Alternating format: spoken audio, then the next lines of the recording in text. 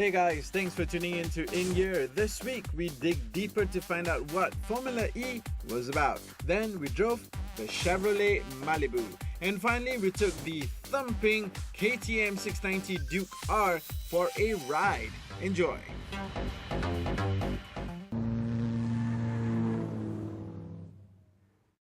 Some say that the future is electric. Whilst many may debate about this, saying that the world is simply not ready, the racing fraternity is embracing it right now.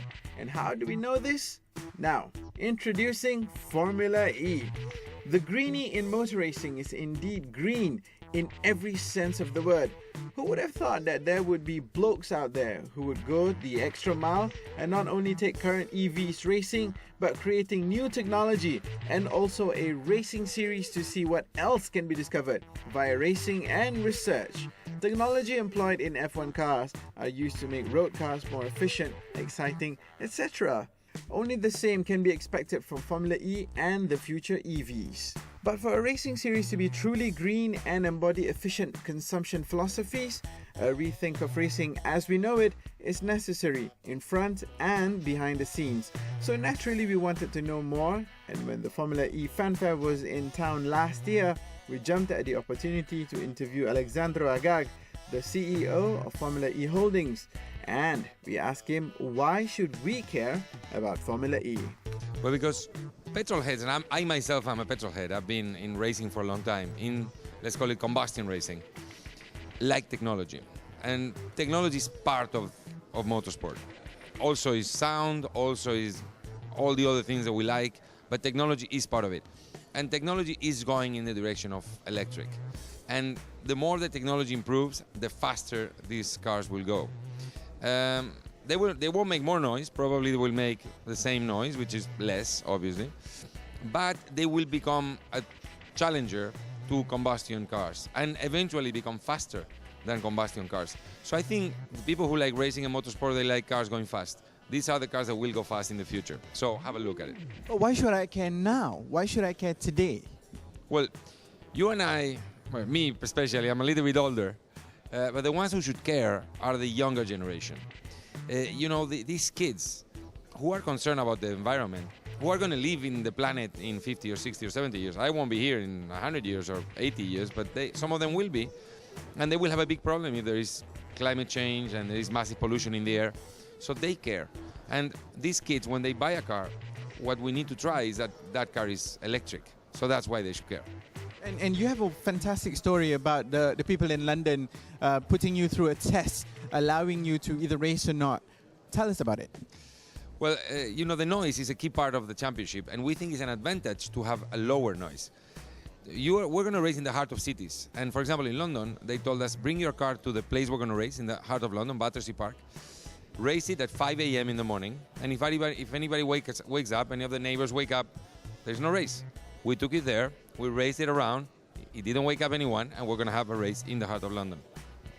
Final question. Now, this 5 a.m. test, was it done on a Sunday morning? Because Londoners party hard on Saturday, and they're probably dead asleep or drunk on a Sunday morning. We did it on a Wednesday because we also party on Saturday, so we couldn't make it. So it was on a Wednesday.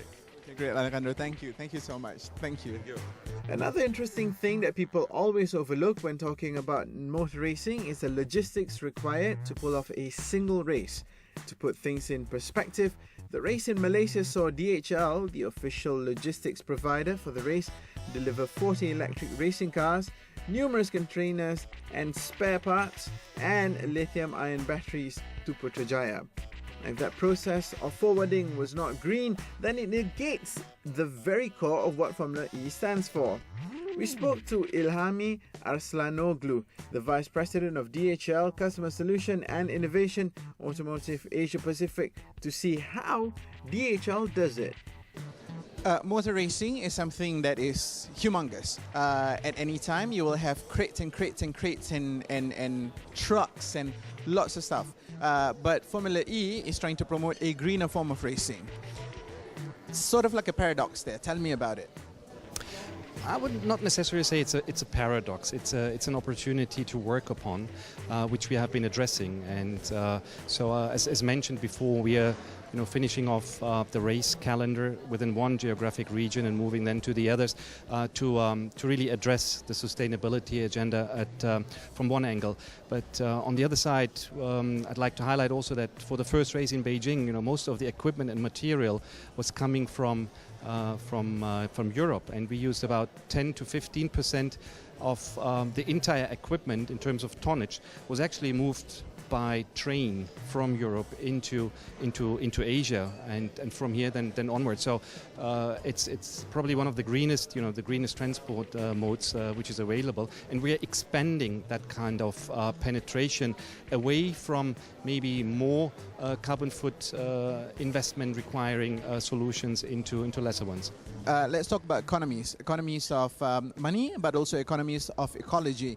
How much savings do you achieve in the whole freight process of Formula E versus Formula One, both in money as well as for the ecology?